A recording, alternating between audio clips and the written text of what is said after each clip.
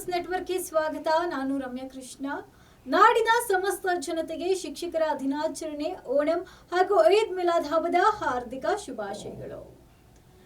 ಇವತ್ತಿನ ಸುದ್ದಿ ಕಡೆ ನೋಡೋದಾದ್ರೆ, ಧರ್ಮಸ್ಥಳ ಬುರುಡೆ ಪ್ರಕರಣವನ್ನ ಎನ್ಐಎ ತನಿಖೆ ನಡೆಸಬೇಕು ಅಂತ ಒತ್ತಾಯಿಸಿ ಹರಿಹರ ಪಂಚಮಸಾಲಿ ಶ್ರೀಗಳ ಸಮ್ಮುಖದಲ್ಲಿ 8 ಶ್ರೀಗಳ ನಿಯೋಗವು ದೆಹಲಿಯಲ್ಲಿ ಅಮಿತ್ ಶಾ ಅವರನ್ನ ಭೇಟಿ ನೀಡಿ ಮನವಿಯನ್ನ ಸಲ್ಲಿಸಿರುವಂಥದ್ದು. ಹೌದು, ಧರ್ಮಸ್ಥಳ ಪ್ರಕರಣ ಬಗ್ಗೆ ಸಾಕಷ್ಟು ನಿಮಗೆ ಗೊತ್ತೇ ಇದೆ. ದಿನ ಕೂಡ ಒಂದೊಂದು ತಿರುವನ್ನ ಪಡಿತಾನೆ ಇದೆ. ಅದರಲ್ಲೂ ಕೂಡ ಕೆಲವರು ಕ್ಷೇತ್ರಕ್ಕೆ ಅಪಪ್ರಚಾರ ಮಾಡ್ತಾ ಇದ್ದಾರೆ ಅಂತ ಆರೋಪವನ್ನ ಕೂಡ ಮಾಡ್ತಾ ಇದ್ದಾರೆ. ಇನ್ನು ಕ್ಷೇತ್ರಕ್ಕೆ ಕಪ್ಪು ಮಸಿಯನ್ನ ಬಳಿಯುವಂತಹ ಉದ್ದೇಶದಿಂದ ತಪ್ಪು ಸುದ್ದಿಗಳನ್ನ ಹರಡಲಾಗ್ತಾ ಇದೆ. ಆದ ಕಾರಣದಿಂದ ನೀವು ಈ ಒಂದು ವಿಚಾರವನ್ನ ಎನ್ಐಎ ತನಿಖೆ ನಡೆಸುವಂತೆ ಆದೇಶವನ್ನ ಮಾಡಬೇಕು ಅಂತ ಒತ್ತಾಯಿಸಿದ್ದಾರೆ. ಇನ್ನು ಅಮಿತ್ ಶಾ ಅವರನ್ನ ಭೇಟಿ ಮಾಡಿದಂತಹ ಸಂದರ್ಭದಲ್ಲಿ ಯಾರೆಲ್ಲ ಶ್ರೀಗಳು ಇದ್ರು ಅನ್ನೋದನ್ನ ನೋಡೋದಾದ್ರೆ, ಹರಿಹರ ಪಂಚಮಸಾಲಿ ಲಿಂಗಾಯತ ಮಠದ ವಚನಾನಂದ ಸ್ವಾಮೀಜಿ ನೇತೃತ್ವದಲ್ಲಿ ರಾಜ್ಯದ 8 ಶ್ರೀಗಳ ನಿಯೋಗ ಭೇಟಿ ಮಾಡಿದೆ ಅಂತ ನಾನು ಆಗ್ಲೇ ಕೂಡ ಹೇಳಿದೆ. ಧರ್ಮಸ್ಥಳ ಪ್ರಕರಣ ಕುರಿತು ಸುಮಾರು 1 ಗಂಟೆಗಳ ಕಾಲ ಅಮಿತ್ ಶಾ ಅವರ ಜೊತೆ ಚರ್ಚೆಯನ್ನ ನಡೆಸಿರುವಂತದ್ದು. ಇನ್ನು ಧರ್ಮಸ್ಥಳ ಗ್ರಾಮದಲ್ಲಿ ಶವಗಳನ್ನ ಹೂತಿಟ್ಟಿದ್ದಾರೆ ಅಂತ ಹೇಳಿ ಚಿನ್ನಯ್ಯ ಎಂಬಾತ ದೂರನ್ನ ಕೂಡ ನೀಡಿದ್ದ. ಅದರಂತೆ ಶವಗಳನ್ನ ಹೊರ ತೆಗೆಯುವಂತಹ ಕೆಲಸವನ್ನ ಕೂಡ ಮಾಡಲಾಗಿತ್ತು. ಅಂದ್ರೆ ಏನಾದ್ರೂ ಶವಗಳು ಸಿಗುತ್ತಾ ಅಥವಾ ಅಸ್ಥಿಪಂಜರ ಸಿಗುತ್ತಾ ಅಂತ ಹುಡುಕಾಟವನ್ನ ಕೂಡ ನಡೆಸಲಾಗಿತ್ತು. ಆದ್ರೆ ಅದರ ಬಗ್ಗೆ ಯಾವುದೇ ರೀತಿಯಾದಂತಹ ಅಧಿಕೃತ ಮಾಹಿತಿ ಇನ್ನೂವರೆಗೂ ಕೂಡ ಸಿಕ್ಕಿಲ್ಲ. ದಿನೇ ಇದೇ ರೀತಿ ಮುಂದುವರಿತಾ ಇದ್ರೆ, ಯಾವುದೇ ಒಂದು ಹಂತವನ್ನ ತಲುಪದೇ ಇದ್ರೆ ಧರ್ಮಸ್ಥಳದ ಬಗ್ಗೆ ಅಪಪ್ರಚಾರ ಇನ್ನಷ್ಟು ಕೂಡ ಹೆಚ್ಚಾಗ್ತಾ ಇದೆ. ನಾವು ಕೇವಲ ಧರ್ಮಸ್ಥಳ ಪ್ರಕರಣದ ಬಗ್ಗೆ ಮಾತ್ರ ಹೇಳ್ತಾ ಇಲ್ಲ, ತಿರುಪತಿ ಆಗಿರ್ಬೋದು, ಬೇರೆ ದೇವಸ್ಥಾನಗಳಾಗಿರ್ಬೋದು, ಎಲ್ಲ ದೇವಸ್ಥಾನಗಳ ಬಗ್ಗೆ ಇತ್ತೀಚಿನ ದಿನದಲ್ಲಿ ಒಂದಷ್ಟು ಕಳಂಕಗಳು ಮೂಡಿ ಬರ್ತಾ ಇದೆ. ಆದ ಕಾರಣಕ್ಕಾಗಿ ಎಲ್ಲಾ ವಿಚಾರಗಳಿಗೂ ಕೂಡ ಪೂರ್ಣ ವಿರಾಮವನ್ನ ಇಡಬೇಕು ಅನ್ನುವಂತಹ ನಿಟ್ಟಿನಲ್ಲಿ ನೀವು ಈ ಎಲ್ಲ ತನಿಖೆಗಳನ್ನ ಎನ್ಐಎಗೆ ಒಪ್ಪಿಸಬೇಕು ಅಂತ ಶ್ರೀಗಳು ಕೇಳ್ಕೊಂಡಿರುವಂತದ್ದು. ಇನ್ನೂ ಒಂದು ವಿಚಾರವಾಗಿ ಪ್ರತಿಕ್ರಿಯೆಯನ್ನ ನೀಡಿರುವಂತಹ ಕೇಂದ್ರ ಸಚಿವ ಅಮಿತ್ ಶಾ ಅವರು ಕೂಡ ಈ ಒಂದು ವಿಚಾರವಾಗಿ ನಾನು ದೆಹಲಿಗೆ ಧರ್ಮಸ್ಥಳದ ಧರ್ಮಾಧಿಕಾರಿ ವೀರೇಂದ್ರ ಹೆಗಡೆ ಅವರನ್ನ ಕರೆಸುವಂತಹ ಪ್ರಯತ್ನವನ್ನ ಕೂಡ ಮಾಡ್ತೀನಿ. ಎಲ್ಲಾ ವಿಚಾರಗಳನ್ನ ಕೂಡ ನಾನು ತಿಳಿದುಕೊಳ್ತೀನಿ. ಅದಾದ ನಂತರ ನೋಡೋಣ ಏನ್ ಮಾಡಬಹುದು ಅನ್ನೋ ರೀತಿಯಲ್ಲಿ ಉತ್ತರವನ್ನ ನೀಡಿರೋ ಅಂತದ್ದು. ಏನು ಶ್ರೀಗಳ ಜೊತೆ ಯಾರೆಲ್ಲ ಹೋಗಿದ್ರು ಅಂತ ಕೂಡ ನಾನು ಕೂಡ ಹೇಳ್ದೆ.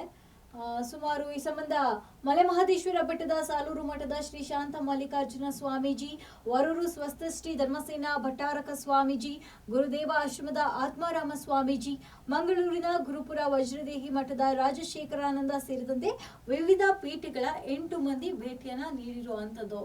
ಏನು ರಾಜ್ಯದಲ್ಲಿ ಮಾತ್ರ ಅಲ್ಲ, ಸದ್ಯಕ್ಕೆ ದೆಹಲಿಗೂ ಕೂಡ ಈ ವಿಷಯ ಮುಟ್ಟಿದೆ. ಬುರುಡೆ ರಹಸ್ಯದ ಬಗ್ಗೆ ಶೀಘ್ರದಲ್ಲೇ ನಿಮಗೆ ಒಂದು ಉತ್ತರವನ್ನ ನೀಡಬೇಕು. ಸತ್ಯ ಯಾವುದು ಅಸತ್ಯ ಯಾವುದು ಅಂತ ಹೊರ ಬರಬೇಕು.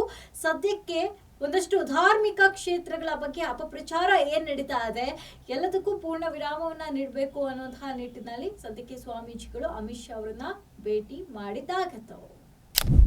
ಮುಂದಿನ ಸುದ್ದಿ ಕಡೆ ನೋಡೋದಾದ್ರೆ, ಮುಂಬರುವ ದಿನಗಳಲ್ಲಿ ಗ್ರಾಮೀಣ ಹಾಗೂ ನಗರ ಪ್ರದೇಶಗಳಲ್ಲಿ ಕೆಲ ಚುನಾವಣೆಗಳಲ್ಲಿ ಇವಿಎಂ ಬಳಸುವ ಬದಲು ಬ್ಯಾಲೆಟ್ ಅನ್ನ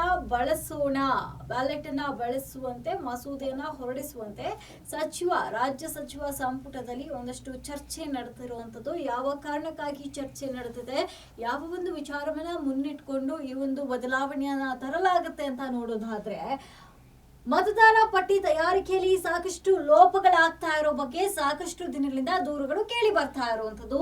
ಜೊತೆಯಲ್ಲಿ ದೇಶದಾದ್ಯಂತ ಮತಗಳ್ಳತನ ನಡೀತಾ ಇದೆ ಅಂತ ಹೇಳಿ ಹೋರಾಟಗಳು, ಕಿಚ್ಚುಗಳು ಮತ್ತೆ ಪಾದಯಾತ್ರೆಗಳು ನಡೀತಾ ಇರೋದು ಎಲ್ಲರಿಗೂ ಕೂಡ ಗೊತ್ತಿರುವಂತಹ ವಿಚಾರವೇ. ಮತ್ತೆ ಇವಿಎಂ ಮತದಾನ ಪ್ರಕ್ರಿಯೆ ಬಗ್ಗೆ ಸಾಕಷ್ಟು ಜನರಲ್ಲಿ ವಿಶ್ವಾಸ ಇಲ್ಲ. ಎಲ್ಲೋ ಒಂದ್ ಕಡೆ ಮತಗಳ್ಳತನ ಆಗತ್ತೆ, ಡಬಲ್ ವೋಟಿಂಗ್ ಬೀಳುತ್ತೆ, ಮತ್ತೆ ಯಾವ ರೀತಿ ಆ ಒಂದು ಯಂತ್ರ ಕೆಲಸ ನಿರ್ವಹಿಸುತ್ತೆ ಅನ್ನೋದು ಕೆಲವೊಬ್ಬರಿಗೆ ಇನ್ನೂ ಕೂಡ ಅದ್ರ ಬಗ್ಗೆ ನಾಲೆಡ್ಜ್ ಇಲ್ಲ ಅಂತಾನೆ ಹೇಳ್ಬೋದು. ಅದರ ಜೊತೆಯಾಗಿ ಸರ್ಕಾರ ಇಂತಹ ತೀರ್ಮಾನವನ್ನ ತೆಗೆದುಕೊಂಡಿದೆ ಅಂತ ಹೇಳಿ ಸಚಿವ ಆಗಿರುವಂತಹ HK ಪಾಟೀಲ್ ಅವರು ಸಚಿವ ಸಂಪುಟ ಸಭೆಯಲ್ಲಿ ತೀರ್ಮಾನವನ್ನ ಹೇಳಿರುವಂತದ್ದು. ಅಂದ್ರೆ ತನ್ನ ಅಭಿಪ್ರಾಯವನ್ನ ವ್ಯಕ್ತಪಡಿಸಿದ್ದಾರೆ. ಏನು ಮತಪಟ್ಟಿ ತಯಾರಿ ಪರಿಷ್ಕರಣೆ ಅವಕಾಶ ರಾಜ್ಯ ಚುನಾವಣೆ ಆಯೋಗಕ್ಕೆ ಕಾನೂನು ತಿದ್ದುಪಡಿ ವಿಚಾರವಾಗಿ ಮನವಿಯನ್ನ ಕೂಡ ಸಲ್ಲಿಸಲಾಗಿದೆ ಅಂತ ಕೂಡ ಹೇಳಿರುವಂತದ್ದು. ರಾಜ್ಯದ ಎಲ್ಲಾ ಗ್ರಾಮೀಣ ಮತ್ತು ನಗರ ಸ್ಥಳೀಯ ಸಂಸ್ಥೆಗಳ ಚುನಾವಣೆಗಳಲ್ಲಿ ಇನ್ನು ಮುಂದೆ ಇವಿಎಂ ಬದಲು ಬ್ಯಾಲೆಟ್ ಗಳನ್ನ ಬಳಸಲಿ ಅನ್ನುವಂತಹ ಮಸೂದೆ ಹೊರಡಿಸಿದ್ರೆ ನಿಜವಾಗ್ಲೂ ಕೂಡ ಉಪಯೋಗ ಆಗುತ್ತೆ ಅನ್ನುವಂತ ನಿಟ್ಟಿನಲ್ಲಿ ಚರ್ಚೆಯನ್ನ ನಡೆಸಿರುವಂತದ್ದು. ರಾಜ್ಯದ ಕಾನೂನು ತಿದ್ದುಪಡಿ ಮತ್ತು ನಿಯಮಾವಳಿಗೆ ಬದಲಾವಣೆಯನ್ನ ತರಲು ತೀರ್ಮಾನಿಸಲಾಗಿದೆ. ಚುನಾವಣೆಗಳನ್ನ ಇವಿಎಂ ಬದಲು ಬ್ಯಾಲೆಟ್ ಪೇಪರ್ ಮತದಾನದ ಮೂಲಕ ನಡೆಸಲು ಆಯೋಗಕ್ಕೆ ಶಿಫಾರಸನ್ನ ಮಾಡಿರುವಂತದ್ದು. ಈ ಒಂದು ಹೊಸ ಬದಲಾವಣೆ ಯಾವಾಗಿಂದ ಜಾರಿ ಆಗುತ್ತೆ ಅನ್ನೋದನ್ನ ಕಾದು ನೋಡ್ಬೇಕಾಗಿದೆ. ಮುಂದಿನ ಸುದ್ದಿ ಕಡೆ ನೋಡೋದಾದ್ರೆ, ಎಲ್ಲರಿಗೂ ಗೊತ್ತಿರೋ ಹಾಗೆ ಸರ್ಕಾರಿ ಶಾಲೆಗಳಲ್ಲಿ ಮಕ್ಕಳಿಗೆ ಸೌಲಭ್ಯಗಳು ಸಾಕಷ್ಟು ಸಿಗುತ್ತೆ. ಅದರ ಜೊತೆಯಲ್ಲಿ ಇನ್ನು ಮುಂದೆ ಸೌಲಭ್ಯಗಳು ಅಂತ ಅಂದ್ರೆ ಮಧ್ಯಾಹ್ನದ ಬಿಸಿ ಊಟ ಆಗಿರ್ಬೋದು, ಉಚಿತ ಶಿಕ್ಷಣ ಆಗಿರ್ಬೋದು, ಉಚಿತ ಯೂನಿಫಾರ್ಮ್ಸ್, ಶೂಗಳು, ಇದೆಲ್ಲದರ ಜೊತೆಯಲ್ಲಿ ಮಧ್ಯಾಹ್ನದ ಬಿಸಿ ಊಟದಲ್ಲಿ ಕೊಂಚ ಬದಲಾವಣೆಯನ್ನ ಮಾಡ್ತಿದ್ದಾರೆ. ಕೊಂಚ ಬದಲಾವಣೆ ಅಂತ ಅಂದ್ರೆ ಆಹಾರದಲ್ಲಿ ಅಲ್ಲ, ಇನ್ನು ಮುಂದೆ ಯಾವ ರೀತಿ ವಾರದಲ್ಲಿ ಇಂತಿಷ್ಟು ದಿನ ಅಂತ ಹೇಳಿ ಹಾಲು ಮೊಟ್ಟೆಯನ್ನ ವಿತರಿಸಲಾಗ್ತಾ ಇತ್ತು, ಇವಾಗ ಹಾಲಿನ ಜೊತೆ ಬೆರೆಸಿ ಕುಡಿಯುವಂತಹ ರಾಗಿ ಮಾಲ್ಟ್ ಅನ್ನ ವಿತರಣೆ ಮಾಡಲಾಗುತ್ತೆ ಅಂತ ಹೇಳಿ ನಮ್ಗೆ ಸಚಿವರಾಗಿರುವಂತಹ ಎಚ್.ಕೆ. ಪಾಟೀಲ್ ಅವರು ಮಾಹಿತಿಯನ್ನ ನೀಡಿದ್ದಾರೆ. ಶಾಲಾ ಮಕ್ಕಳಿಗೆ ಪ್ರಸ್ತುತ ಮುದ್ದೇನಹಳ್ಳಿಯ ಶ್ರೀ ಸತ್ಯಸಾಯಿ ಅನ್ನಪೂರ್ಣ ಟ್ರಸ್ಟ್ ನಿಂದ ವಾರದಲ್ಲಿ 3 ದಿನ ಹಾಲಿನ ಜೊತೆಗೆ ರಾಗಿ ಹೆಲ್ತ್ ಮಿಕ್ಸ್ ಪುಡಿಯನ್ನ ನೀಡಲಾಗ್ತಾ ಇತ್ತು.